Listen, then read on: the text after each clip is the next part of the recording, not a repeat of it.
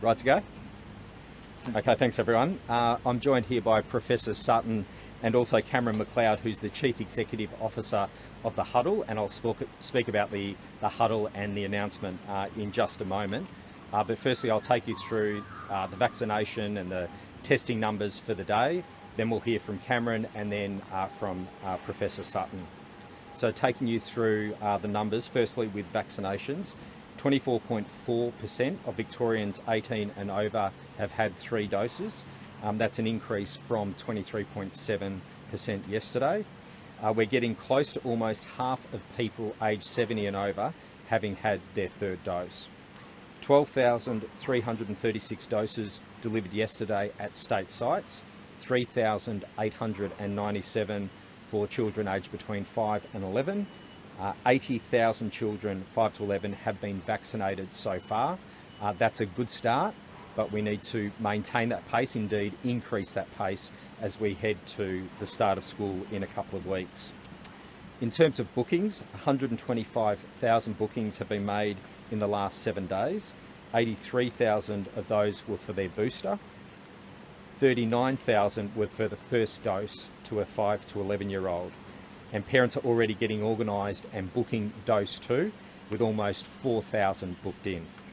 There are currently 174,046 appointments available in the system over the next 30 days for people aged 12 and above, and 33,806 appointments are available for children 5 to 11. So among people with COVID-19, 1,229 people are in hospital. That's an increase from 1,114 yesterday. 129 people are in ICU and 38 are on a ventilator. That's a slight increase. And sadly, 6 people with COVID have passed away. In terms of the case numbers, 10,370 people reported their positive rapid antigen test at coronavirus.vic.gov.au/report. A further 12,059 people received a positive PCR result from 49,698 tests. That gives us a total new case tally of 22,429, and there are 245,040 active cases on the combined measure. 65,000 rapid tests were handed out across our 69 centres yesterday. So those are all the numbers most up to date.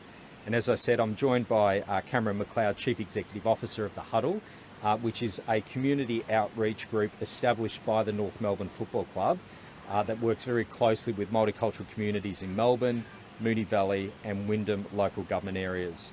So you'll remember back in October of last year, we announced a boost of $1.2 million to help support groups reach out and assist diverse communities in getting vaccinated.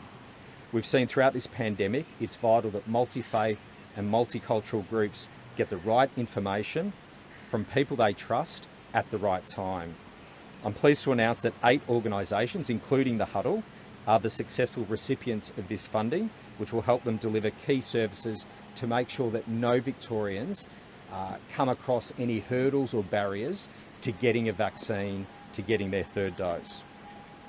These organisations will be supported to do a lot of really practical things, and Cameron can take us through it, but it's things like helping people make a booking to get vaccinated, arranging childcare so that they can attend a vaccination booking, organising transport to vaccination hubs, providing information through community leaders to address misinformation, working with community and religious leaders to deliver vital public health communications in the right languages, again at the right time, vaccine education sessions and mental health education sessions, and engaging with the community through social media and at locations such as shopping centres. So really practical ways that we can reach out to diverse communities to make sure that no one is coming across any barriers or hurdles to getting a vaccine.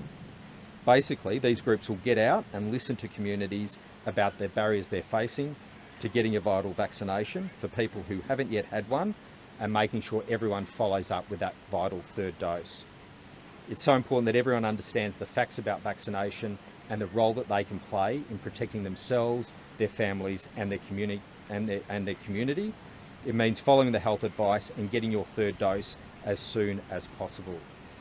Before I hand over to Cameron to talk about the huddle and their support of communities, there's just one other thing I wanted to mention. We've got more grants available for community organisations to do this important work. Grants of up to $20,000 are currently available through our local community access grants program to deliver things such as reducing vaccine misinformation and hesitancy, removing practical barriers to accessing vaccinations, and supporting increased uptake of the vaccine among priority groups. This is all part of the $21 million package that we've already announced, and these are often targeted at people who need it most. Those living with a disability, at-risk youth, seniors, culturally diverse and multi-faith communities, social housing residents and victim survivors of family violence. This is incredibly important work. Those grants of up to $20,000 are available now. Just head to the Victorian Government website for further details. But to speak about the huddle and what they are doing, I'll ask Cameron to speak, and then we'll hear from Professor Sutton, and then happy to answer questions. Thanks, Cam. Thank you, Deputy Premier. The Huddle is proud to be partnering with the Victorian State Government and the many community organisations within the multicultural Victoria to support children, young people and their families to be vaccinated and boosted against COVID. It was only 18 months ago that 3,000 residents in 9 housing towers across North Melbourne and Flemington were isolated into their homes in an attempt to stop the spread of COVID across the estates. Unintentionally, this caused angst, fear and mistrust. Today, young people like Nor Shanino from Ubuntu, Fatuma Almi from the Somalian Healthcare Professional Network, these young people are rolling up their sleeves, helping other young people to be vaccinated and free of COVID in their communities. And sporting clubs like the North Melbourne Football Club, who are opening up their doors to create access and opportunities excuse me, to allow more young people in their communities to be vaccinated and free of COVID. With thanks to the Victorian State Government, the Huddle can now work with more young people in some of the fastest and most culturally diverse communities in Victoria to ensure that they can be boosted and children from 5 to 11 can be vaccinated so that they can get back to doing the things that they love, like playing sport or going to school with their friends. Raising a family is more than a full-time job, and I think many of our mothers deserve to be recognised for the hard work that they've been doing. They take on greater responsibilities, certainly in childbearing and looking after their children's health and their well-being.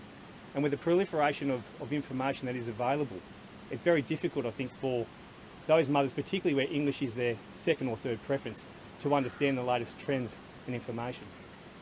That's why the Huddle will work very closely with community leaders to translate information both online and in person, from Somali, Arabic, Tigrinya and Dinka, so that those mothers can ask questions of the medical professionals who are multicultural themselves, who can ask questions in a safe and inclusive environment and get the answers that they need to inform the decisions on behalf of their family.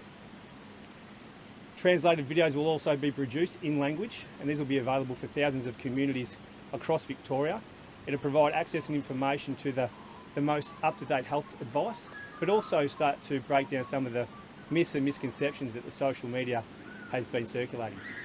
For those that do need additional support because they have contracted COVID or they need to be tested, as the Minister mentioned, we will be working very closely with them to ensure that they get transportation access to those health facilities. For those young people who are hesitant or have other underlying health concern issues, we will work with them to ensure that they remain connected to activities and programs to ensure that they're not locked out and that they have a sense of belonging. Finally, I think that young people have incredible skills and talents, and it's incumbent upon all of us to ensure that we listen to their ideas and that we help amplify those strategies so that we can work together and create more trusting communities that are healthier and happier. I'd like just to acknowledge the efforts of the local government, including Moonee Valley, Wyndham and the City of Melbourne and the Victorian Multicultural Commission for the work that they have done over the past couple of years to ensure that we've got as much information as possible and that the cultural leaders within our communities are armed with health advice that can support their loved ones. Thank you.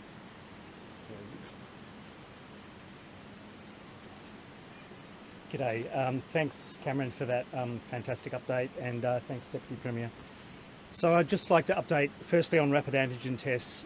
The first deliveries of our rapid antigen tests will be distributed over the next few days to our priority workforces, at-risk Victorians and community organisations. We've got another 5 million RAT tests scheduled to arrive very soon. As Prof Ben Cowie said yesterday, for most people in the community, your rapid antigen test will be your first port of call for testing. As they become more and more available, you'll use them when you've got symptoms, you'll use them as a close household contact or household-like contact, and you might use them as you're going to work, as you're going to indoor spaces with a number of other people, or going to visit elderly parents. So we're reshaping our COVID-19 response around this technology. It's great to see Victoria's really taken charge as the first state to distribute them free, the first state to order and receive supplies of this magnitude, and there are tens of millions on order, and the first state to record and report those positive rapid antigen test results, which has given us a really useful picture of how much COVID is out there. We are very confident in its accuracy, and that really does relate to how much Omicron is out there at the moment. When you've got really high prevalence, then when you get a positive rapid antigen test result, we can be very confident that it's a true positive result. And so when you get that positive test, you need to regard it as a proper positive. You need to isolate as a positive case. So we want everyone in the community to have that understanding and to share that understanding about rapid tests. The work with multi-faith and multicultural communities is really important to understand all of that information about rapid antigen testing and also our vaccination program. So we are working with 60 multi-faith and multicultural community organisations to provide them with rapid antigen tests to distribute within their community on the basis of need, and representatives from those organisations will receive remote training on how to use the test, how to report those results, and then messaging about how to use them at home. We're all getting a little bit more familiar, but it's not necessarily straightforward to understand exactly how you do it well and how you read those results. Some participating organisations include the Islamic Museum of Australia, the Afghan Women's Association, Community Response Australia, the Filipino Community Council, the African Women's and Family Network, and Multicultural Youth Social Services, and several others. It's small, but it's a very meaningful distribution initially, as these organisations work on their own distribution channels and the training methods for their communities. It's being led by the Department of Health's Rapid Response Engagement Team, the same group that successfully worked with these communities to build an understanding of PCR testing. On a different topic, managing COVID at home, you know, with tens of thousands of cases in Victoria, indeed in Australia every day, it's really important to have an understanding of how to manage COVID at home. They're important things that all Victorians need to understand and remember over coming months, not just for now. Everyone should have a plan to isolate, including a nominated person who can drop off food safely or look after pets. Everyone should be practicing good habits around ventilation at home, whether or not you're positive. And that means opening windows, internal doors to let fresh air come through your homes. Knowing your symptoms and knowing when to escalate appropriately. If they're mild, rest up, drink plenty of fluids, take simple painkillers. But if they get worse, you can call your normal doctor, you can call Nurse on Call for information. That number's 1300 606 024. And if they're severe, having difficulty breathing or worsening shortness of breath, and it's an emergency, then you should call 000. On boosters, as the Deputy Premier said, we've got 1,229 COVID cases receiving care in hospital. Getting your booster is another 88 or thereabouts reduction in risk of hospitalisation compared to 2 doses. It's a really significant additional protection that you can have. So we really need to make sure that we're protecting each and every person who's eligible for boosters to avoid hospital, because those hospital numbers are going to increase. There's a lag compared to our daily case numbers, and over the next few weeks we will see hospital numbers go up. So anyone who's eligible, but particularly older Victorians, need to make a plan to get their third dose as soon as possible. Our second dose coverage, obviously good protection, but that third dose really important, because second dose protection does wane over time. So before you get back to work properly and in coming weeks, get that added protection the moment you're able. Visit a GP or pharmacy by Googling Clinic Finder, or go to a state-run vaccination clinic. Go to www.coronavirus.vic.gov.au to find out where.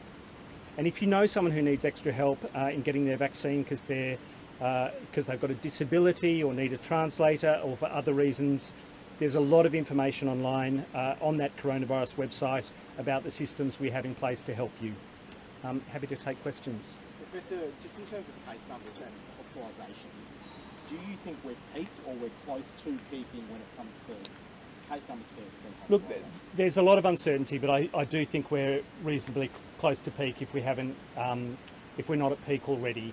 Clearly, the picture from around the world, South Africa peaked in a reasonably short period of time. The UK looks to have peaked. Some states in the US, New York, New Jersey, look to be peaking with their case numbers. But we've got a high proportion of PCR tests coming back positive, so it does mean there are a lot of people out there who don't know their status. When you've got 30-odd% of tests coming back positive, that means there's a lot of undetected cases as well. So we need to get the biggest and clearest picture possible. So that does mean please get tested if you're a close contact, if you've got symptoms, RAT test or PCR accordingly. And hospitalisations, you expect it will be a few weeks, perhaps? Look, they'll lag the case numbers by a couple of weeks for people admitted to hospital, and for ICU probably by 3 weeks. So that will peak sometime in February, maybe mid-February. But it's hard to know until we really see what the peak in case numbers is going to be.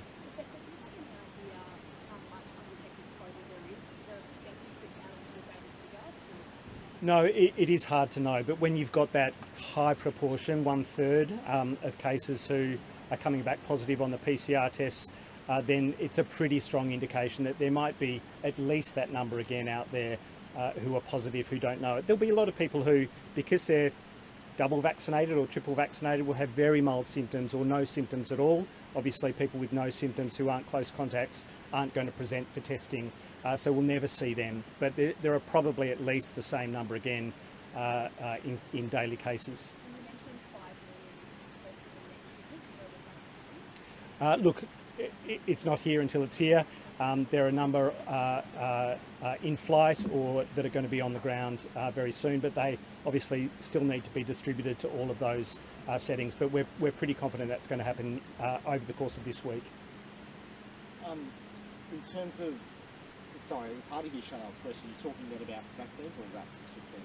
That was about rat testing. When it comes to vaccines, from your point of view, clinical point of view, the logistics of getting these younger vaccines to pharmacies, GPs, state hubs, how is that going? Is there a concern within the Department of Health about some of the pharmacies not getting the stocks that they've ordered, and perhaps maybe that's slowing down the rollout for... Not that I'm specifically aware of. It is a Commonwealth responsibility to distribute to primary care and pharmacies. Our state hubs have an appropriate supply. They've obviously still got bookings available, and I would just reinforce again, please book in. If you're due now, please get that booster dose. The protection of someone who's triple vaccinated compared to someone who's unvaccinated is is orders of magnitude difference. Someone who's in their 20s or teens who's unvaccinated has the same risk of being hospitalised as someone who's got their booster dose or third dose who's in their 80s. So it's extraordinary how protected you can be. It's direct protection. There's still a risk of getting infected with Omicron. That's how Omicron's changed the landscape here. We don't have the complete protection against getting infected, but we've got that direct protection against significant illness, getting hospitalised, getting into ICU. That's what we need to emphasise now. What's your advice to those that have been infected with COVID and might be concerned about the long-term health effects that could come after, say, the 7 or 14-day diagnosis period? Look, obviously there are some persistent symptoms that occur. Headache can be long-standing, cough, shortness of breath, fatigue. People need to check in with their primary caregiver in that regard, their GP, to make sure that that's managed appropriately. But this is a pandemic that hasn't played out over the long term yet. We're going to have more people infected in recent months than we've got in the entire previous period of the pandemic. So we need to get a better understanding of what the long-term implications can be. But obviously there's a lot of research going on. Some of it's reassuring in terms of recovery for a significant number of people, especially children, but there's also concerns about persistent changes in organs, in the nervous system, that we need to get as much clarity on as possible, and we shouldn't be complacent about it. That's why vaccination and the protection from severe illness is so critical. Might be a question for the Acting Health Minister as well. Has any more consideration been given to expanding the exemption list from home isolation? Look, I might pass on. It's a national cap question. So at this stage the answer is no, but like all of our settings, all of our arrangements, they're always up for review and discussion based on public health advice, consideration at National Cabinet. So no further expansion to be announced today, and nothing on the horizon, but that's not to say that that won't happen into the future. Have you looked at pharmacy workers? There's been, Anthony Jasoni's been out this morning calling for pharmacy workers to be part of this isolation exemption. What do you think about it? Yeah, as I've said before, staffing and the challenge of staff absences will be really the issue of the first half of this year, as a result of the widespread impact of the Omicron variant. So it's impacting in our health system. It'll be a challenge for me as Education Minister when schools resume at the end of this month. We're seeing it right across industry. When I was in northeast Victoria, you saw it in the shops and the restaurants that were really struggling with staff. So it's not a surprise that it's happening in our pharmacies as well. And in terms of any further arrangements, that would be, again, something that would be subject to National Cabinet discussions. Just on that, this morning the allied health professionals revealed that they had a win on the state governments and employers' attempt to remove access to paid pandemic leave, special leave for healthcare workers wanting to isolate for the full 7 days if deemed a household close contact. Was that pushed for by the state government, and I guess why did the government try to remove those provisions for those workers? Simon, I don't think that's right in terms of seeking to remove it. We've got arrangements in place. In terms of detail, I'm happy to come back to you. I just don't want to speak off the cuff on that issue. How are the vaccines that are actually being rolled out to those critical industries? Is the government delivering them to companies? How are they actually being, for example, given to a food distribution centre? The how is as quickly as possible. Like we are, DJPR is doing a fantastic job in terms of the overseas markets, making sure they get on the planes, advising us when they're on their way. There's a warehouse at Monash Health, and then we distribute them as quickly as possible. In terms of specific industries or workforces, I'll come back to you, Paul, in terms of how that works. But for example, once we start in the education space, but it first goes to Monash Health website, warehouse, and then it gets distributed from there. That was my next question on schools, so that's the way it will work for schools. Yeah, that's the way it will work for all settings. I'll be in a position in the not too distant future, well before the start of term, to talk about in detail our settings for return to school once kids are back on the 31st of January. So we'll talk more about specifically what this means for schools a bit later on. There'll be some further discussions at National Cabinet this week. As you're aware, school's still a couple of weeks away, but our focus is, as Professor Sutton was talking about, we've got the first 3 million of the 44 million the Premier announced has already arrived, and there was releasing some photos. It's great to see, the physical evidence that we've actually got it in Victoria, and start distributing to those key workforces and vulnerable communities. Halfway through Jane, we only have minuscule proportion of 44. Do you think by the time the school turns back, we're going to need a truckload of rats once the first vaccine is back? Will we have enough for the schools by in 2 weeks from now, do you think? Look, it's a global challenge actually getting hold of these rats and then distributing them. We put in the order for 44 million. We'll have all of that in Victoria by the end of January, early February, as the Premier talked about yesterday. And then there'll be obviously additional rats that will need to be ordered and supplied. We're trying to get as many as we possibly can, as quickly as we possibly can. It would have been better. It would have been better if there was a national approach to procurement of rapid antigen tests. That did not happen. Therefore, states and territories need to do the best they can to get as many rapid antigen tests as quickly as possible. How long do you expect those 44 million to last? How long will we need it? Well, it depends on how widely we distribute those 44 million and any further that we need. But certainly we'll need more than the 44 million because they go very, very quickly. The way Victorians return to school when they do go back to the national cabinet, will it be a state program and state rules, or will you follow a national cabinet order?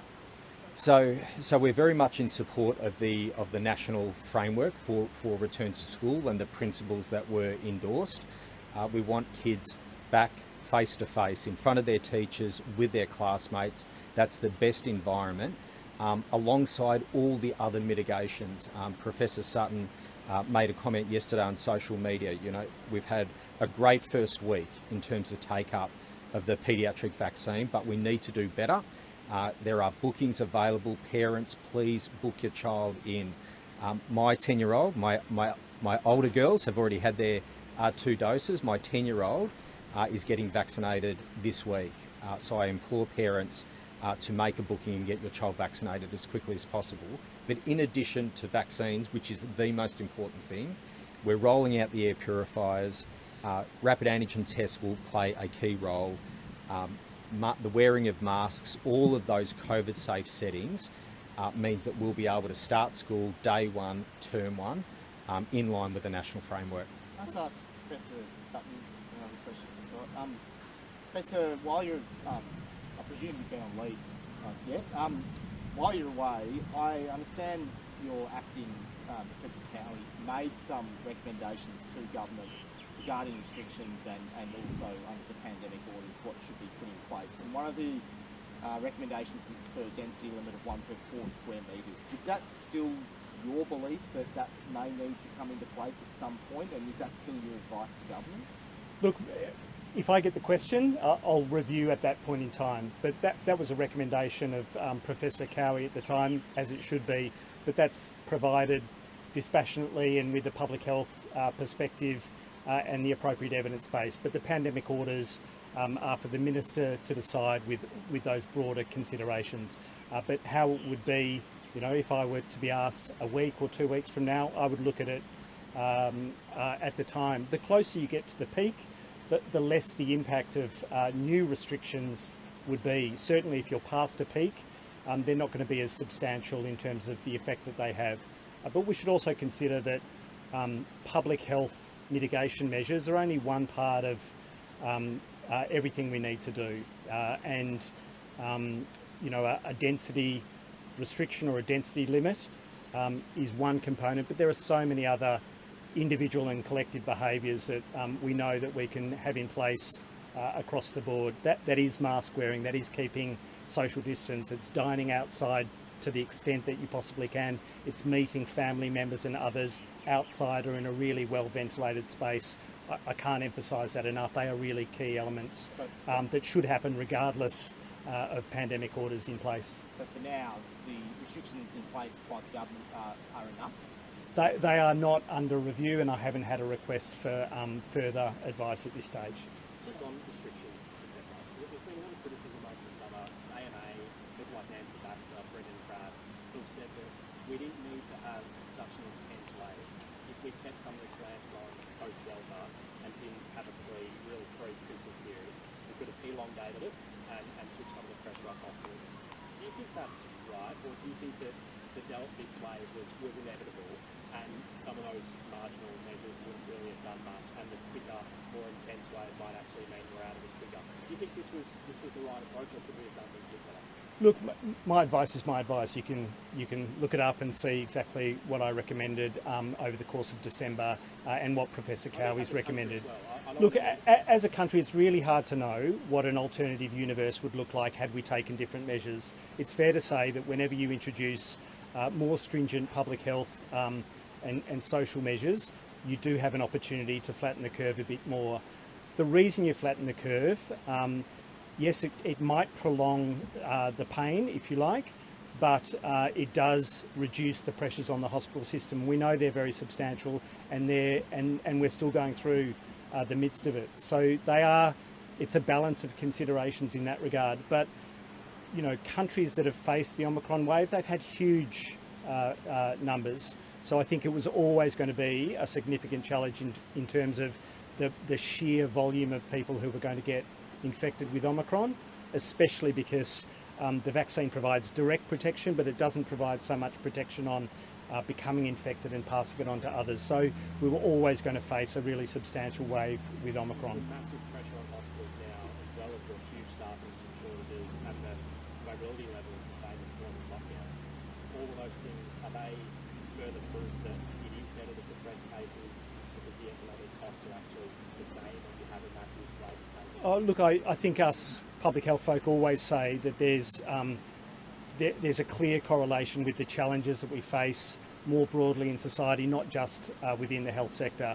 And so the challenges that the Deputy Premier has spoken about in terms of staff absenteeism and supply and distribution networks are all a consequence of really broad transmission. How much that might have changed with Omicron is difficult to say. Hugely infectious, and obviously gets around some of the immunity from previous infection or from vaccination. And what about that question of endemicity, or whether it becomes endemic after this? What's our next stage after mid-Feb or whenever, when we peak on this? Where do we go from here, do you think? And I know there's obviously so many unknowns there. Yeah, there's a bit of wordplay around the semantics of endemicity. Some people use it to say, look, it's going to be part of society, it's going to be part of our landscape and our individual lives going forward. That is absolutely true. But Prof Raina McIntyre's obviously made the point that it's an epidemic disease. It comes in these waves because of its infectiousness and its ability to evade immunity, vaccine and natural immunity. So it will have these waves. From my perspective, that means that we do need that full gamut of controls in place in the long term that includes vaccination and boosters. It would be great if we get a pan-coronavirus vaccine that covers all variants. It would be great to see a booster that then provides protection against all variants and for a longer period of time.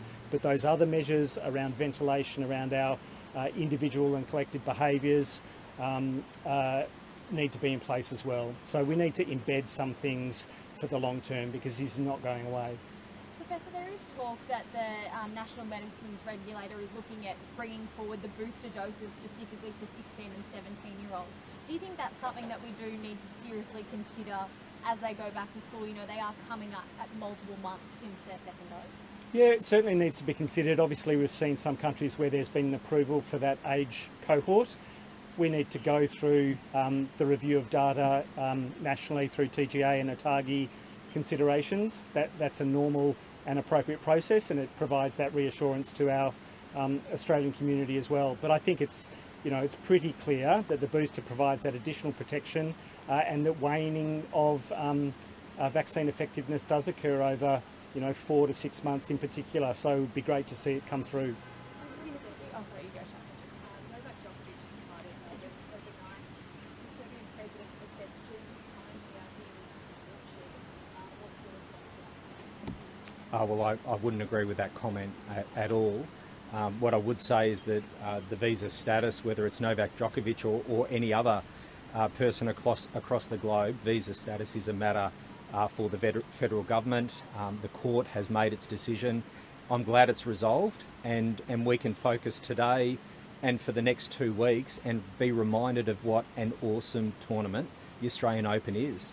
This is one of our jewels in the crown in terms of our major events, and for the month of January, this is the biggest sporting event in the globe.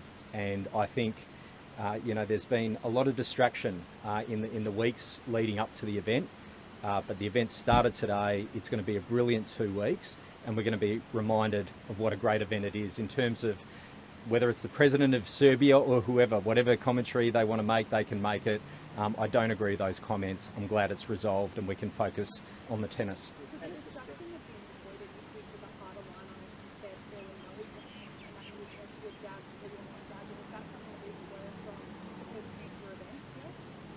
I think it sends a very strong message that we're requiring patrons, staff, officials, players to be vaccinated to play, to attend. So we're reminded of that, and that's how we'll approach all our major events. I'm sure there are lessons to be learned, but visa status has always been and will be a responsibility of the Commonwealth. They made the call to give a visa, they made a call to go to the courts. The court has made a decision.